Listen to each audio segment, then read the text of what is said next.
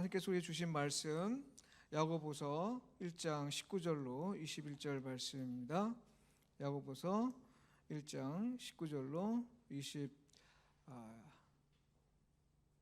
21절 말씀, 여러분과 함께 제가 함께 같이 읽겠습니다. 19절, 20절, 21절 함께 읽습니다. 시작. 내 사랑하는 형제들아, 너희가 알지니 사람마다 듣기는 속히하고 말하기는 더디하며 속내기도 더디하라. 사람이 속내는 것이 하나님의 의를 이루지 못함이라. 그러므로 모든 더러운 것과 넘치는 악을 내버리고 너희 영혼을 능히 구원할 바 마음에 심어진 말씀을 온유함으로 받으라. 아멘.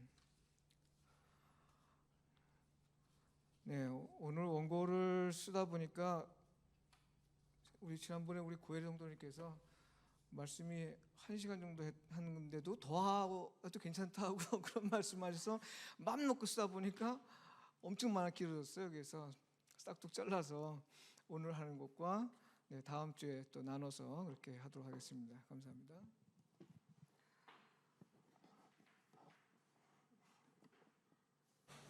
오늘은 야고보서 1장 19절로 21절에서 말씀 가운데 일부만 살펴보겠는데요. 야고보서는 다른 서신서에 비해 명령형이 더 많습니다. 그 분량에 비해서 명령형이 상당히 많습니다. 그럴 이유가 있는데 디아스포라 유대인 그리스도인 공동체에서 실천이 부족함을 알았기 때문입니다. 실천은 우리가 구원받은 사람이라는 사실에 대한 증거입니다. 증거. 우리가 왜 실천해야 되느냐? 우리가 구원받았다라는 하는 사실을 증거하는 것이 바로 실천입니다. 결국 실천이 부족하다는 말은 증거가 부족하다는 것이고, 이는 부름을 받은 그리스도인으로서 부족함을 드러내는 일입니다. 야고보서 기자는 이 문제를 해결하길 원한 것이죠. 오늘 설교를 위한 본문 말씀은 야고보서가 다루는 몇 개의 주제 가운데 하나인데요. 19절과 20절은 그리스도인이 알아야 할 것을 말하고 21절은 행해야 할 것에 관한 일반적인 내용을 담고 있습니다. 그리고 이어지는 22절부터 27절까지는 특별히 행해야 될 것을 강조하여 말씀하고 있습니다. 오늘 본문이 말하는 바는 듣기를 속히하고 말하기를 더디하며 속내기도 더디하라는 것입니다. 말씀을 듣기로는 굉장히 단순해 보입니다. 그런데 이런 질문을 한번 던져보죠. 왜 그래야 할까요? 왜 듣기를 속히하고 왜 말하기를 듣기를 속히하고 말하기를 더디하고 속내기를 더디해야 할까요? 이거 보기에는 굉장히 간단한 것 같아도 좀 곱씹어 보면 아주 복잡한 문제들이 들어 있습니다. 그러다 보니까 시간이 많이 걸릴 것 같아서 제가 싹둑 잘라서 하겠습니다. 1장 19절에 나오는 내 사랑하는 형제들아 라는 표현은요, 예수 그리스도를 통해 계시한 하나님의 사랑을 함께 나눈 형제 자매를 뜻합니다. 진리의 말씀으로 잉태되어 난 자와 구원의 능력이 있는 복음이 심어진 사람, 1장 18절에 나오는 이야기인데요, 하나님의 사랑으로 인해 모두가 주 안에서 형제 자매입니다. 이 사랑은 우리가 아직 죄인이었을 때 하나님이 먼저 베풀어 주신 사랑입니다. 우리가 예수 그리스도를 믿고 복음의 능력을 믿고 또 그 복음이 우리 마음에 뿌리를 내리고 있다면, 우리가 예수 그리스도 안에 머물러 있다면 여러분과 나, 우리는 하나님의 사랑을 공유한 형제 자매입니다. 여러분, 우리가 잘나서 서로 사랑하는 거 아닙니다. 서로에게 주고받을 것이 많이 있어서도 아닙니다. 우리가 공유한 사랑은 아직 회개하지 않은 죄인이라도 그들을 구원하시기 위해 당신을 아들을 내어주시기까지 베푸신 그런 사랑입니다. 그러니 무조건 베풀어야 할 사랑입니다. 우리는 이런 사랑으로 형제 자매가 되었습니다. 교회에서 많은 사람들이 좀 이렇게 문제가 있는 성도들이나 좀 허름한 옷을 입거나 좀 슬럼가에서 오신 분들, 이런 분들 오면은 사랑하기가 좀 꺼려지는 부분이 있습니다. 이게 허구하기도 어렵고, 어떤 사람들은 좀 성격이 좀 까탈스러운 사람들을 이렇게 미움의 대상으로 보는 사람도 많은데, 여러분 그런 게 아닙니다. 교회 와서 예수 그리스도를 고백한 사람은 누구든지 우리는 형제 자매입니다. 우리가 그걸 늘 명심해야 됩니다. 우리가 뭐 잘나서 그런 것도 아니고요. 우리가 베풀 것이 많아서 그런 게 아니라 아직까지도 죄인임에도 불구하고 우리를 사랑하신 그 사랑으로 우리는 사랑을 하는 겁니다. 그렇기 때문에 우리가 많아서, 베풀 것이 많아서가 아니라 무조건 베풀어야 될 사랑, 그 사랑으로 우리는 형제 자매가 된 것입니다. 예수 그리스도인에 맺어진 하나님의 가족입니다. 우리 그리스도인은요, 하나님 나라를 위해 첫 번째 증언자로 부름을 받은 사람입니다. 이를 위해 복음 안에서 역사하는 성령의 이기에 잉태되어 믿음으로 중생한 사람입니다. 복음의 열매를 맺을 자이며 하나님의 사랑을 공유하는 형제자매, 하나님의 가족입니다. 요한복음이 말하고 있듯이 우리는 혈통으로나 육정으로나 사람의 뜻으로 난 것이 아니라 하나님께로 난 자, 이 말이죠. 예수 그리스도를 믿음으로써 우리는 하나님의 자녀입니다. 우리를 낳으신 이는 하나님이십니다. 이것이 복음이 선언하는 여러분과 나의 모습입니다. 여러분, 이런 사람으로서 우리는 하나님과의 관계에서야, 또 성도와의 관계에서 구체적으로 어떤 삶을 살아야 할까요? 추측하건대 야고보서 기자는 바로 편지를 쓸 때 이 질문을 염두에 두고 있었던 것 같습니다. 하나님 안에서 우리가 형제 자매된 우리가 또 그리스도 안에서 하나님의 자녀로 선언된 우리가 과연 하나님과의 관계에서 어떻게 살아야 될 것인가, 성도와의 관계 속에서 어떤 삶을 살아야 될 것인가, 이런 고민을 갖고 아마 이 편지를 쓰는 것이 아닌가 하는 생각을 좀 해보게 됩니다. 엄밀히 말해서 그리스도를 살면서 반드시 알아야 할 것 3가지를 제시하고 있는데요. 듣기는 속히 하고, 말하긴 더디하고, 성내기도 더디하는 것, 이 3가지를 얘기하고 있습니다. 이 3가지에 대해서 그리스도인은 그 의미를 알고 또 그렇게 살아야 합니다. 오늘은 이 3가지 중에서 첫 번째 것, 듣기는 속히 하라라는 말씀을 중심으로 생각해 보도록 하겠습니다.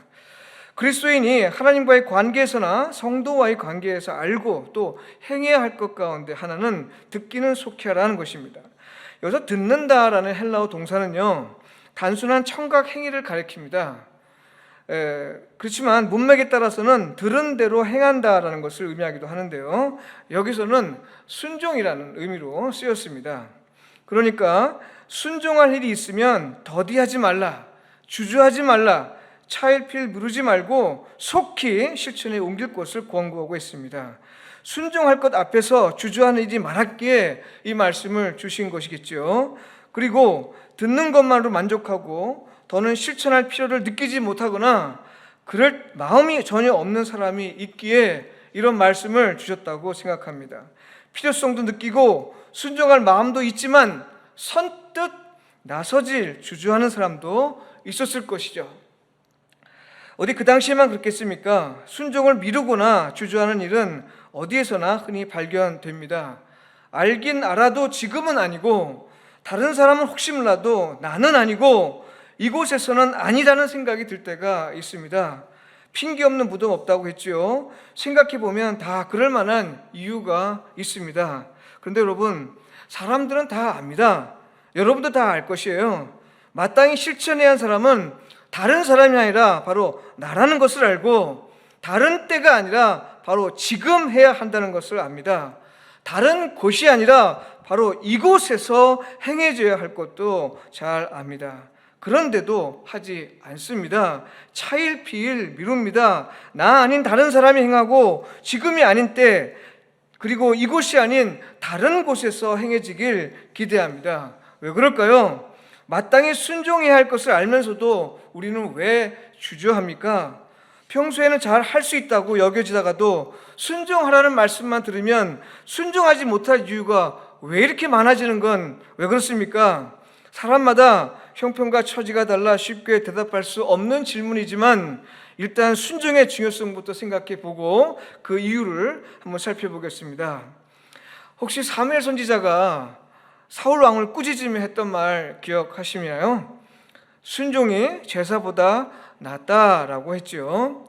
사울 왕이 이끄는 이스라엘은 아말렉과의 전쟁에서 승리했습니다. 이 아말렉은요, 이스라엘 백성들이 출애굽 과정에서부터 이스라엘을 아주 괴롭힌 사람들입니다. 그래서 하나님은 이 아말렉을 아주 지구상에서 없애버리기 원하셨습니다. 하나님의 구원을 방해한, 하나님께서 구원하시는 그 길을 방해한 민족이기 때문에 하나님께서 그들을 완전히 없애기 원하셨습니다. 그래서 전쟁에서 승리하고 난 다음에 아말렉에 속한 건 사람이고 짐승이고 가리지 말고 모두 죽이라고 사무엘을 통해서 말씀하셨습니다. 그런데도 사울 왕은 짐승 가운데 괜찮은 것은 살려두었습니다. 이유를 물어봅니다. 그러니 좋은 곳으로 하나님께 드리려 했다라고 말합니다. 선한 의도로 했으니 좀 참작해달라는 말이죠. 요즘 같으면 인권이나 동물권을 이유로 내세웠을 것입니다. 살아있는 것들을 모두 죽이는 건 이 사랑의 하나님의 명령이라고는 도무지 이해할 수 없다. 그러니 살려두었다라고 말했을 것입니다. 이 사무엘은 뭐라고 합니까? 하나님의 뜻은 재물이 아니라 순종에 있다고 합니다. 무엇을 받으실지는 하나님이 정하십니다. 우리는 다만 정직하게 순종할 뿐이고요, 그 순종을 사용하여 일하시는 분은 하나님입니다. 이걸 간구했던 사울 왕은 이 일을 계기로 하나님에게서 버림을 받습니다. 한편으로는 심히 두렵고 다른 한편은 참으로 안타까운 일입니다. 여러분, 사울 왕이 어떤 사람이에요? 굉장히 겸손하고 엄청 뛰어난 사람 아니겠습니까?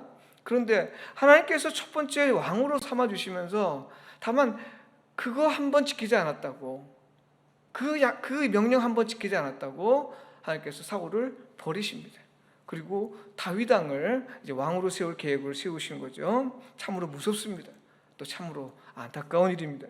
여러분, 하나님이 원하시는 건 순종입니다. 말씀하신 그대로 행해지길 원하시고, 다른 사람이 아니라 말씀을 듣는 내가 순종하길 원하시고, 다른 때가 아니라 말씀을 듣는 지금 순종하길 원하십니다. 순종이 곧 예배이고 예배가 곧 순종입니다. 예배가 재물의 가치를 정하는 것이지 재물이 예배의 가치를 정하지 않습니다. 그래서 예수님은 예배를 말씀하시면서 어디서 예배하고 무엇을 드리라고 말씀하지 않았습니다.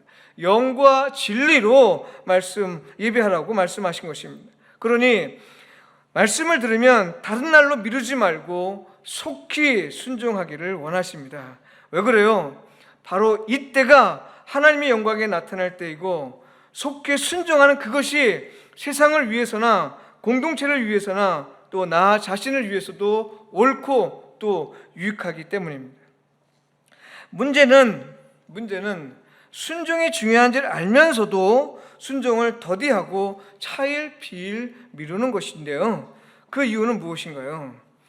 나름 복잡한 사정들이 있겠습니다만 순종해야 할 것을 알면서도 주저하는 구체적인 이유와 관련해서 먼저 우리 자신의 이유를 한번 떠올려 보시기 바랍니다. 여러분은 어떤 이유로 주저합니까? 왜 차일피일 미루십니까? 분명 선뜻 나서지 못하는 이유가 있을 것인데 도대체 그것이 무엇인가요? 여러분, 귀로 듣고 또 머리로는 충분히 이해했어도 정작 마음이 움직이지 않는 경우가 있죠. 속사람이 변하지 않은 것입니다. 이럴 때 어떤 일이 일어납니까? 말과 행동이 따로 놀게 됩니다. 이에 비해 마음만 움직이면, 속사람이 변하면 설령 머리로는 이해가 되지 않아도요, 기꺼이 실천하는 경우가 있습니다. 물론 그 반대의 경우도 있죠. 합리적인 사람은 보통 말로 해서는 마음이 움직이지 않습니다. 논리가 서야 합니다. 앞뒤가 잘 맞아야 합니다. 그래야 비로소 마음이 움직입니다. 이런 경험이 여러분에게도 있을 것입니다. 여러분, 이해가 되지 않거나 듣고 반복해서 들어도 마음이 움직이지 않으면 참 순종하기 어렵습니다. 순종을 위한 핵심은 의미도 이해하고 마음도 움직이는 것입니다. 그러니 성도들이 하나님의 말씀을 들어도 순종하지 않는다면 엄밀히 말해서 성도들의 책임만은 아닙니다. 설교자나 목회자의 책임이 없지 않습니다. 저는 이 점을 솔직히 인정하면서 무거운 책임감을 느낍니다. 이 시간을 빌어서 목회자와 설교자로서 저는 말씀의 의미는 물론이고 성도들의 마음도 잘 헤아려 공감할 수 있도록 노력하게 다짐해 봅니다. 미디에이터 교회 설교 지침이 있는데요, 이 설교 지침에는 공감을 주는 설교를 원칙으로 하고 있습니다. 아주 바람직한 내용이라 생각합니다. 근데 여러분, 설령 하나님의 말씀을 설교와 교육을 통해 충분히 이해하고 또 공감했어도 아주 구체적인 삶의 문제 앞에 서면 마음이 흔들립니다. 그대 앞에만 서면 작아진다고 하는데 순종하라는 말씀만 들으면 괜히 작아지는 거예요. 작아지는 거예요. 알면서도 행하지 못하는 일이 발생합니다. 가장 큰 이유라면 내 생각, 내 가치관, 내 바람과 일치하지 않기 때문입니다. 예컨대 지금 하는 일들이나 계획과 충돌하기 때문일 수 있고요. 시간적, 물질적 여유가 없어서일 수도 있습니다. 지금은 때가 아니라는 생각도 듭니다. 마음은 원해도 형편이 되질 않아 순종하지 못하고 내 것, 내 일, 내 몸, 내 생각, 내 마음에 집착하느라 주변을 돌아볼 생각을 하지 못하게, 그런 여유가 없기 때문일 수도 있습니다. 어떤 분은 잘할 수 있을까 염려합니다. 불안해합니다. 혹시 잘못되면 어쩌지? 괜히 나서다가 문제만 더 키우는 건 아닌지 염려합니다. 다른 사람은 하지 않는데 굳이 내가 할 이유가 있는지 의심하기도 합니다. 게다가 나만 순종하면 억울하다는 느낌이 들기도 하죠. 다른 사람이 먼저 좀 하면 좋겠는데 먼저 나서는 사람이 없으니 주위 눈치만 쳐다봅니다. 결국 이것저것 따지며 계산해 보니 지금 즉시 순종하기보다는 사정을 좀 살펴보고 결정하는 것이 좋겠다라는 생각에 결단을 미룹니다. 그리고는 꼭 내가 아니어도 괜찮은 이유나 지금 당장 순종하지 않아도 되는 이유, 지금 이곳에서 순종하지 않아도 되는 이유들이 자꾸 떠오르고 또 내 마음속에 자꾸 만들어내는 것이죠. 자기에 합리화하는 것입니다. 하나님의 영광을 위해 결정을 미루는 것이라고 이렇게 얘기합니다. 바로 이런 사람들을 향해 야고보서 기자는 듣기를 속히 하라, 순종하기를 주저하지 말라라고 말씀하신 것입니다. 무슨 말이에요? 세상을 다스리는 분이 하나님이시니 이 땅에서 현실로 나타나야 하는 건 하나님의 말씀이지 내 생각, 내 뜻, 내 철학이나 신학이 아니라는 말입니다. 왜 그래요? 그것이 나를 위해서나 다른 사람을 위해서도 더 낫기 때문입니다. 하나님의 영광을 위해 마땅한 일이기 때문입니다. 앞에서 사울왕을 언급하였습니다만 듣기를 속히 하지 않은 사람으로 성경에 나오는 대표적인 인물이 있죠. 우리 지난 시간에 설교를 통해서 들은 요나입니다. 그는 하나님의 말씀을 듣고 어디로 가야 할지를 잘 알고 있었습니다. 그러나 하나님의 계획이 자기 신념에 반한다는 사실을 알게 되자 화가 났습니다. 그래서 하나님이 지시한 곳이 아닌 전혀 엉뚱한 곳으로 갔습니다. 최초의 살인자로 기억되고 있는 가인을 살펴볼까요? 가인은 하나님이 자기 자신과 재물을 기쁘게 받으시지 않았음을 알게 되자 안색이 변했습니다. 여러분, 안색이 변했다는 말은 뭐예요? 화를 품었다는 겁니다. 화를 냈어요. 이에 하나님은 가인의 문제를 해결할 근본적인 대책을 제시해 주십니다. 죄를 다스리라는 말씀이었습니다. 말씀을 어기게 하는 세력에 굴복하지 말라는 의미입니다. 그러나 그는 순종하지 않았습니다. 오히려 상처받은 자기 감정에 더 집착했습니다. 결국에는 화를 참지 못하고 자기 동생 아벨을 은밀히 죽였습니다. 그야말로 종로에서 뺨 맞고 한강에서 눈 흘기입니다. 게다가 그런 죄를 지은데라도 반드시 생명을 지켜주실 것을 하나님이 말씀하셨습니다. 그런데도 가인은 불안하고 두려운 마음에 자기 성을 쌓고 자기 힘으로 자신과 가족을 보호하려고 했습니다. 생명을 지켜주시겠다는 하나님의 약속을 신뢰하지 못하고 오히려 자기 힘을 더 신뢰한 것입니다. 민수기 22장에서 25장에 나오는 발람 선지자가 나옵니다. 이 발람 선지자도 역시 마찬가지입니다. 그는 처음에는 하나님이 말씀하신 대로 다 말하겠다, 행하겠다 말합니다. 그러나 발락이 사람을 보내 미혹하는 말을 합니다. 이 말을 듣자 발람은 미적거리며 주저합니다. 그리고는 하나님께서 이미 주셨음에도 불구하고 혹시 또 다른 말씀을 주실까 생각하며 또 기대합니다. 결국 탐심에 눈이 멀어 어그러진 길을 갔습니다. 여러분, 베드로후서 2장 15절 16절에 부올의 아들 발람을 평가하는 말씀이 나오는데요. 그는 불의의 싹을 사랑하다가 자기의 불법으로 말미암아 책망을 받되 말하지 못하는 나귀가 사람의 소리로 말하여 이 선지자의 미친 행동을 저지하느니라, 이렇게 얘기합니다. 하나님께서 이 말을 전하라고 저주하라고 얘기했는데 그러지 않았습니다. 그에게 하나님께서 말씀하신 말씀을 그대로 전하지 않고 자기 마음에 미혹되니까 혹시 하나님께서 또 다른 말씀 주실까? 자꾸 이런 식으로 미혹당하다 결국에는 뭐라 그래요? 미친 행동을 저지했다. 누가? 사람이 아니라 나귀가 저지했다고 얘기합니다. 그러면 지금까지 말씀드린 걸 들으시고 어느 정도 눈치를 채셨겠지만요, 순종해야 할 것을 알면서도 때를 계속 미루는 이유는 하나님의 말씀을 듣는 순간 이 부정적인 감정에 사로잡혔기 때문입니다. 분노하고요, 염려하고 불안하고 두려워하고 의심하고 욕심을 품는 것, 이런 겁니다. 순종하지 않는 것이 죄라면 우리가 죄를 짓는 이유는 결국 부정적인 감정에 휘둘렸기 때문이라 말할 수 있습니다. 몰랐다면 이제부터 배우면 되겠죠. 그러나 부정적인 감정 때문이라면 더는 죄를 짓지 않기 위해서라도요, 문제를 해결해야 합니다.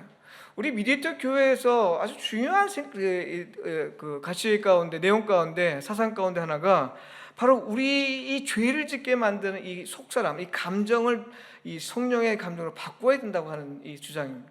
이 장로님께서 끊임없이 이야기하고 있고 성경에서도 그런 증거들이 많이 나오고 있습니다. 여러분, 우리 이 부정적인 감정이 하나님의 계획을 의심하고 하나님께서 반드시 이루겠다는 말씀을 염려하고 신뢰하지 못하게 만듭니다. 그래서 그 말씀보다 내 생각, 내 계획, 내 비전, 내 뜻을 더 중요시하다 보니까 의심이 생기고 두려워하고, 그리고 그것을 메꾸기 위해서 점점 자기의 생각에 빠져버립니다. 자기 감정에 빠집니다. 결국은 그것을 위해서 죄를 짓게 되는 것, 이것이 바로 순종하지 않은 사람들의 모습이고 부정적인 감정에 휘둘려서 하나님 앞에 죄를 짓는 모습입니다. 심리치료나 정신의학적 치료 필요하다면 받아야 합니다. 그러나 이와 더불어서 반드시 하나님께 기도해야 합니다. 왜 그래요? 감정은요, 유전적이고도 후천적인 요인으로 형성됩니다. 사람이 심리치료는, 정신의학적 치료는 일시적으로 없앨 수는 있을지도 몰라요. 또 어느 정도 지속적인 치료가 될 수 있을지 모르겠습니다. 그러나 근본적으로 뒤바꿔버리는 일은 할 수 없습니다. 이건 오직 성령께서 우리의 마음을 변화시켜 주셔야 됩니다. 바꿔 주셔야 됩니다. 성령께서 우리의 마음을 새롭게 만드셔야 됩니다. 그래야 가능합니다. 속사람의 변화는 하나님이 은혜로운 정서를 심어주실 때만 가능합니다. 그래서 갈라디아서 5장 22절에서 23절을 보면 거기에 성령의 9가지 열매가 나오지 않습니까? 우리의 힘으로 가능하지 않은 겁니다. 성령께서 주셔야만 우리 안에 거룩한 정서들이 나타나는 것이죠. 여러분, 우리가 즉시 순종하지 못하고 오히려 순종할 것을 알면서도 부정적인 감정에 빠지는 이유는 무엇인가요? 사람은 생존을 추구하는 존재입니다. 순종할 것을 알면서도 부정적인 감정에 빠지는 이유는 이 생존의 위협을 느꼈기 때문입니다. 위협까지는 아니어도 그동안 생존 방식과 많이 달라지는 것을 우려하기 때문입니다. 그리스도인으로서 우리의 하나님의 영광에 합당하게 반응하는 방법을 알지 못하기 때문입니다. 그래서 평소엔 하나님의 중심으로 살던 사람도 이 생존의 위기 앞에선 여지없이 무너집니다. 생존의 위기 앞에 놓일 때 사람은 대개 위기 상황에 대처하기 바빠 본능적으로 대처합니다. 그렇게 반응합니다. 분노와 불안과 염려와 두려움, 욕심 등은요, 외부의 공격과 위협으로부터 자기를 보호하기 위해서 발달한 감정들입니다. 그리고 이 감정 그 자체는 우리를 지키기 위해서 발달한 감정이에요. 이거 자체가 나쁜 것이 아닙니다. 문제는 뭐냐면 하나님의 말씀을 들었는데도 불구하고 하나님께서 반드시 그 약속을 지키실 것을 하나님께서 말씀하시는데도 불구하고 그것을 믿지 않고 불안하고 염려하고 두려움과 욕심에 사로잡히는 것입니다. 이것이 문제인 것이죠. 이런 감정에 매이면 위기 상황에서 일하시며 우리와 함께 계시는 하나님의 반응할 생각을 전혀 하지 못하게 됩니다. 오히려 하나님에 관한 생각이 왜곡됩니다. 생명을 보존하는 욕구는 본능이기에 사랑과 자비의 하나님이 이 정도 불순종은 관용하시지 않길까? 여러분, 그렇지 않습니다. 하나님은 자비하시고 사랑하시는데 이 정도는 좀 그냥 넘어가지 않으실까? 여러분, 하나님 그렇지 않습니다. 이는 큰 오해입니다. 사실 자기 생명을 지키는 일을 탓할 사람은 아무도 없습니다. 문제는 이때 발생하는 감정을 성령이 주시는 감정으로 통제하지 않으면 자기중심적인 가치관에 매이게 되고요, 또 그렇게 되면 하나님의 말씀에 대한 순종을 미루고 심하면 오히려 하나님의 뜻이 이루어지지 않도록 방해하는 장본이 될 수 있다는 것입니다. 여러분, 하나님께서 이 아말렉 족속을 아주 이 역사에서 완전히 없애버리길 원하시는 그 이유가 무엇입니까? 하나님께서 이스라엘 백성을 구원하시길 원하셨는데, 그래서 그 길을 인도하시는데 그 이스라엘 백성을 방해한 겁니다. 그 길을 방해하고 연약하고 힘없는 그 이스라엘 백성들, 그 길을 가는 그 뒤에서 사람들을 마구 죽이는 일을 했기 때문에 하나님께서 아말렉 족속을 미워하신 겁니다. 하나님께서 행하신 이 구원을 방해하는 사람들은 보통 성경에서 이런 사람들을 가리켜서 마귀라고 합니다. 마귀가요, 어떤 실체적인 존재일 수 있습니다. 그러나 마귀에 우리가 오늘 현대적으로 이해한다면 하나님의 뜻이 이루어진 걸 방해하는 사람, 그 사람을 바로 우리는 마귀요 사탄이라고 얘기합니다. 여러분, 우리가 하나님의 뜻을 아는 사람이 하나님의 뜻을 방해하죠. 하나님의 뜻을 알지 못하는 사람이 적극적으로 하나님의 뜻을 방해하지 않습니다. 그러니 오늘 우리가 하나님의 말씀을 들으면서도 즉시 순종하지 않으면 오늘 우리에게 가지고 있는 그 하나님의 모습들이 왜곡됩니다.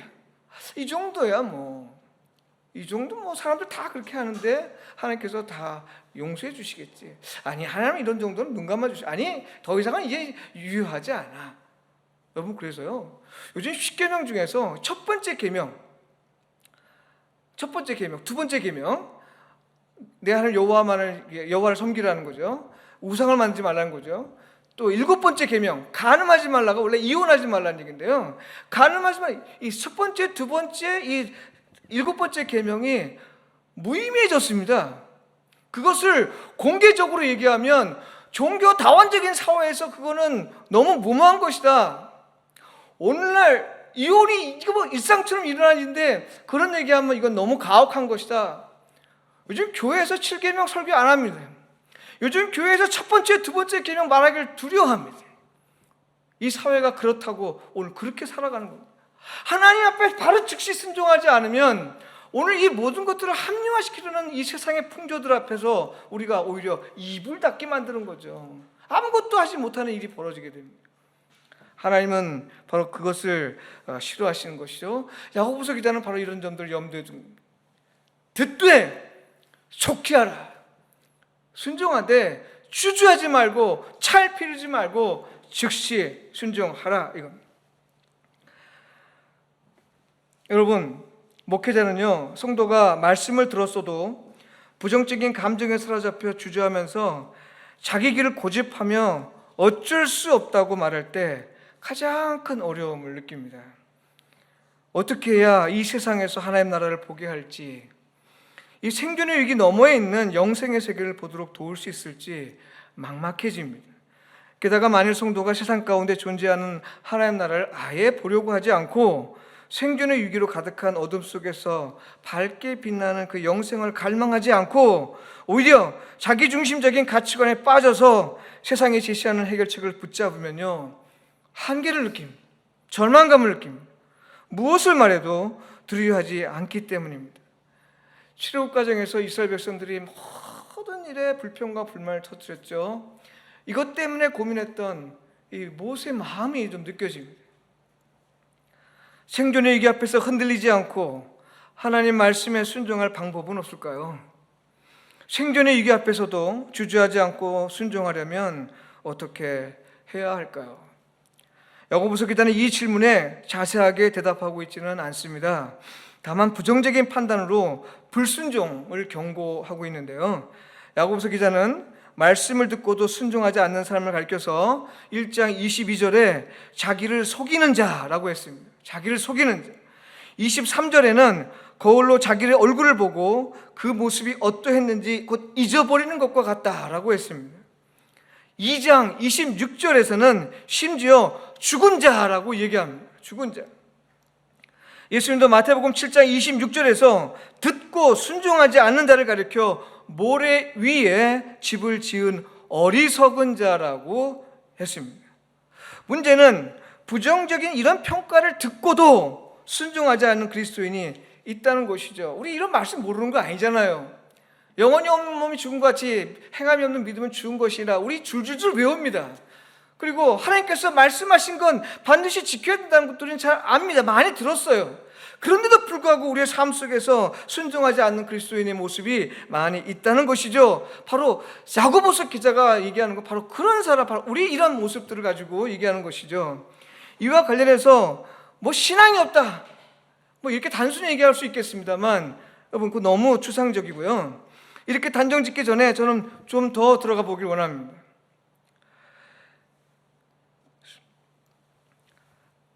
순종하는 신앙에서 관건은 무엇인가 하는 것입니다. 생존의 위기 앞에서 순종하지 않는 자에 대한 성경의 경고를 잘 알고 있음에도 불구하고 하나님 말씀에 즉시 순종하지 않는 이유는 도대체 무엇일까 하는 겁니다. 한번 이런 생각을 해보죠. 여러분, 순종을 차일피일 미루는 사람이 있어요. 이런 사람 도대체 하나님에 대해서 어떤 생각을 하고 있을까요? 듣기를 더디하는 사람들에게 하나님은 어떤 분일까요? 이스라엘 백성들을 생각해 보면요, 이스라엘 백성들이 말씀을 들었으면서 순종하지 않았죠. 불순종했습니다.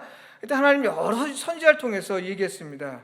너희가 나를 하나님으로 인정하지 않는다, 나를 경시한다, 나를 우상보다 못하게 여긴다, 이런 표현을 하십니다. 간단히 말해서 듣기를 더디하고 순종을 주저하는 일은 비록 말은 하지 않아도 하나님을 왜곡하는 일입니다. 하나님을 참 하나님으로 인정하지 않는 일입니다. 하나님 이런 사람을 죄 없다 하지 않는다고 하셨습니다. 호세아 선지자를 통해서는 내 백성이 아니다, 내 백성이 아니다라고 하셨고, 선지자를 통해 엄중한 하나님의 심판을 말씀하셨습니다. 야고보서 같이 같은 심정으로 말씀하고 있습니다. 그러나 여러분, 순종할 걸 알면서도 불안과 염려와 두려움 때문에 혹은 자기 생각과 뜻에 매여 행하지 않는 사람이 반드시 알아야 할 것이 있습니다. 하나님은 신실하신 분이며 또한 하나님은 심판하시는 분이라는 것입니다. 하나님이 신실하시다는 건요, 하나님은 당신이 말씀하신 건 반드시 이루신다는 것을 의미합니다. 하나님이 신실하시다. 신실하신 하나님이란 뜻이 뭐냐면 약속하신 건 반드시 이루신다는 분입니다. 이루신다. 하나님은 무엇을 약속하시든지 반드시 지키십니다. 그것은 순종하지 않는 자에 대한 심판을 포함합니다. 내 말을 지키지 않으면 내가 저주하고 심판하겠다고 말씀하셨으니 그 말씀도 반드시 이루시는 겁니다. 하나님 우리에게 순종할 것을 말씀하실 때마다 항상 복과 함께 약속을 주십니다. 순종하는 자는 복을 받을 것이고 순종하지 않는 자는 복을 받아도 그 복을 누리지 못합니다. 하나님이 당신의 아들을 희생하시면까지 이루시려는 건요, 우리의 구원인 온전한 생명입니다. 나 혼자의 구원이 아닙니다. 우리 모두의 생명을 회복하길 원하십니다. 이 일을 위해 성부와 성자와 성령 하나님이 일치하여 협력하십니다. 여러분, 나 같은 죄인을 위해서 하나님이 일하시는데 성부 하나님 홀로 일하지 않으십니다. 성자 하나님 홀로 일하지 않으세요. 성령 하나님 홀로 하지 않으십니다. 이 세 분이 합쳐서 일치해서 우리를 위해서, 나를 위해서 일하신다는 거예요. 그럼 얼마나 감사한 일입니까? 얼마나 감사한 일이에요. 하나님이 우리를 통해서, 우리의 순종을 통해 이루시려는 건 새하늘과 새 땅입니다. 우리를 통해 이 일을 이루시길 원하시기에 하나님은 우리에게 약속과 함께 순종할 것을 말씀하신 것입니다. 말씀하신 대로 그대로 되었음을 믿는 창조신앙은 약속하신 것을 반드시 지키시는 하나님, 신실하신 하나님에 대한 신앙의 근거가 되는 것이죠.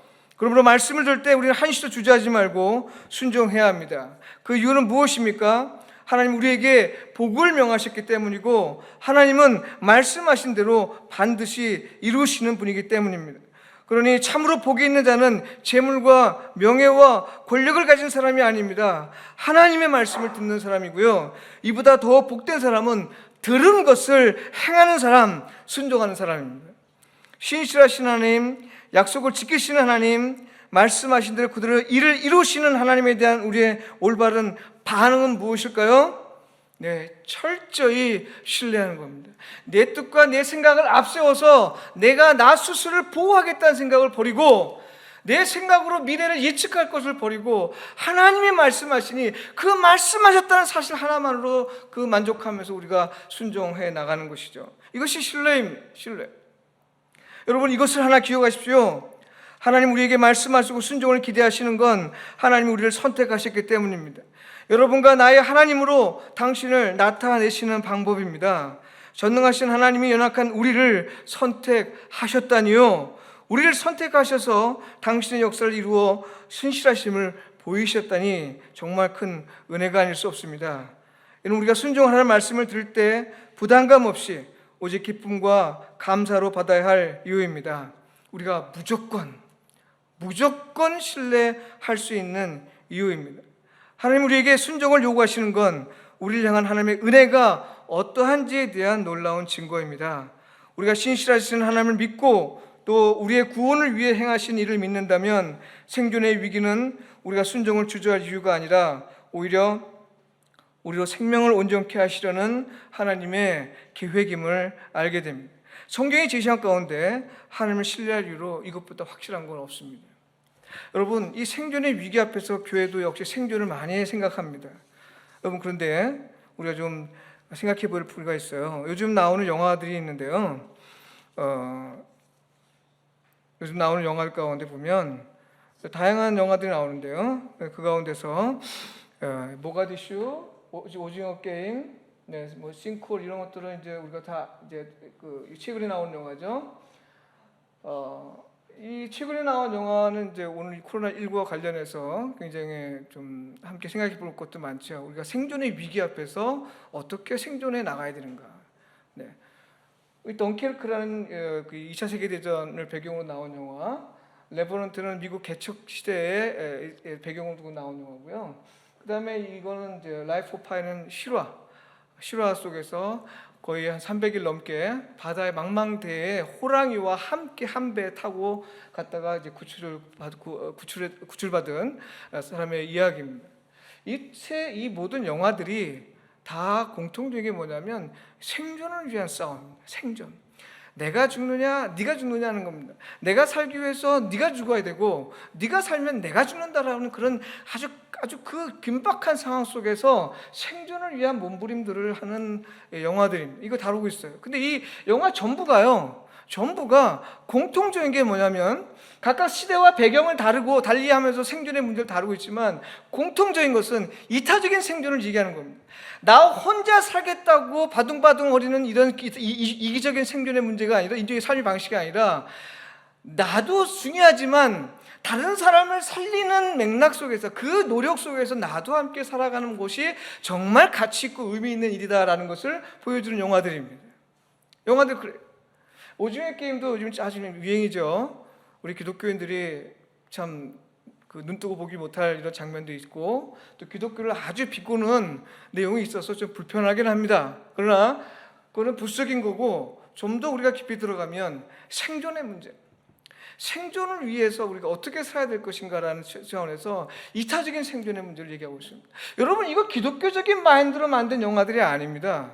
이 대중영화예요. 대중영화가 대중문화, 대중의 정신들이 녹아들어 있는 영화입니다. 그런데요, 이 영화들 속에서 공통적으로 이타적인 생존을 얘기하고 있습니다. 이기적인 생존 얘기하지 않고 있어요. 그런데 오늘 수많은 교회들이 지금 코로나 때문에 비대면 예배로 드린다고 헌금이 떨어진다, 사람 수가 떨어진다, 어떻게 하면 이 위기상에서 극복할 수 있을까라는 측면에서 앞뒤 안 가립니다. 앞뒤 안 가려. 오직 교회가 살아 있어야 된다라는 생각, 앞뒤 안 가리고 그 생존을 위해서 사는 많은 모습도 있습니다. 얼마 전에 아는 목사님들과 대화하는 속에서 그런 얘기를 합니다. 제가 가르치는 사람이니까 저한테 이런 질문을 던집니다. 교수님, 지금 교회가 생존 위기가 앞에도 있는데 신학이 뭔 필요가 있겠습니까? 지금 교회가 생존의 위기 앞에 놓여 있는데 신학이 뭘 필요가 있겠습니까? 지금 우리에게 필요한 거는 어떻게 하면 교인들이 다시 교회로 나오게 할지, 어떻게 하면 이 상황 속에서 이제 교회를 더 성장시킬지, 우리에겐 그 관심뿐입니다 라고 얘기하는 것을 들었습니다. 여러분, 너무너무 마음이 아파요. 하나님께서 오늘 교회를 이 땅에 세우시면서 우리의 생존을 위해서 사는 것을 위해서 세우셨을까요? 오늘 우리 그리스도를 불러주시면서 우리가 이 땅에서 살아남아야 될 것을 위해서 하나님께서 우리 그리스도를 불렀을까요? 그렇지 않습니다. 우리를 살려주셨다고 한다면 우리 이웃을 살게 하기 위해서 우리를 불러주신 거고요, 이 땅에 교회를 세우셨다고 한다면 우리 교회를 넘어 이 사회와 다른 교회를 세우기 위해서 하나님께서 교회를 세워주신 거 아니겠습니까? 오늘 우리가 하나님 말씀에 순종할 때, 즉시 순종할 때, 우리는 어느 구속의 성경 어디에도 우리 이기적 생존이란 말이 나온 적이 없습니다. 오히려 예수님 자기가 죽는다 하더라도 이 세상의 구원을 위해서 끝까지 죽기까지 순종하신 그 예수님의 모습, 그 모습은 하나님 말씀 듣되 즉시 순종한 사람의 모습 아닐까요? 네, 우리 이기적인 생존에 그 덫에 넘어지지 말고 이타적인 생존을 위해서 하나님께서 말씀하신 그대로 순종하는 우리 미래터 교회 성도님 되시길 간절히 축원드립니다. 우리 찬양 하나 부르겠습니다. 신실하신 하나님에 대한 우리 찬양인데요, 신실하신 하나님,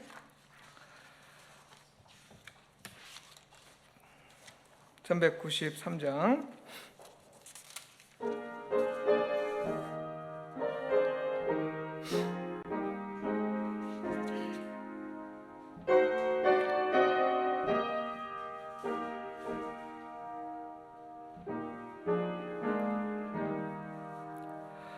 오 신실하신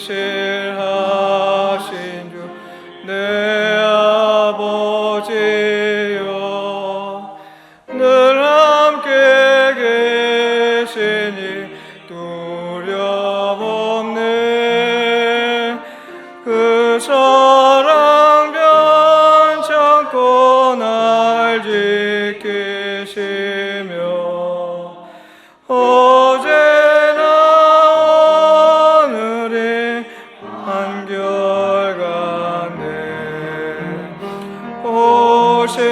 신실하신 주, 오 신실하신 주, 날마다 자비를 베푸시며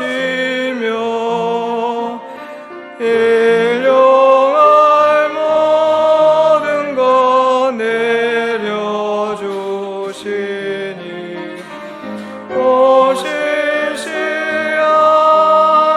주 나의 구주. 3절 부르겠습니다.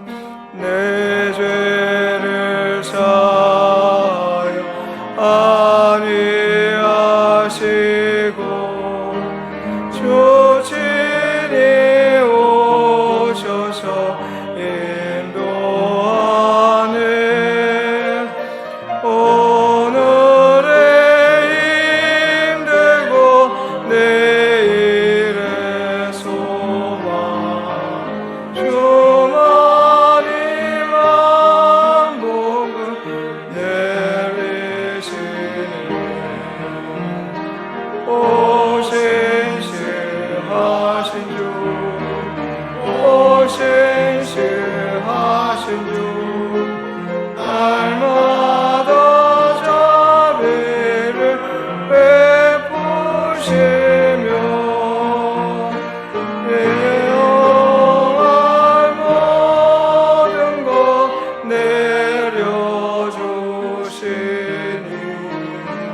오 신실하신 주 나의 구주. 시간 함께 기도합니다. 하나님, 주의 말씀을 즉시 듣고 즉시 순종할 수 있도록 신실하신 하나님을 신뢰할 수 있게 하옵소서. 그리고 또 우리 교회의 거처를 새로 찾고 있습니다. 하나님 순적하게 만나게 해주셔서 주님의 영광을 위한 교회 세운에 부족함 없도록 인도해 주옵소서. 중담미담 통합병원을 위해서 기도합니다. 하나님 주께서 세우셨사오니 주님께서 운영하시고 경영하셔서 하나님 많은 사람들이 이곳에서 병을 고칠 뿐만 아니라 하나님의 살아계심이 증거되는 장소가 되게 하옵소서. 함께 기도합니다. 또 우리 교회 성도들뿐만 아니라 우리 한국교회 모든 성도들이 하나님을 신뢰하며 이타적인 삶을 위해 헌신하는 삶 살기를 이 시간 함께 기도합니다.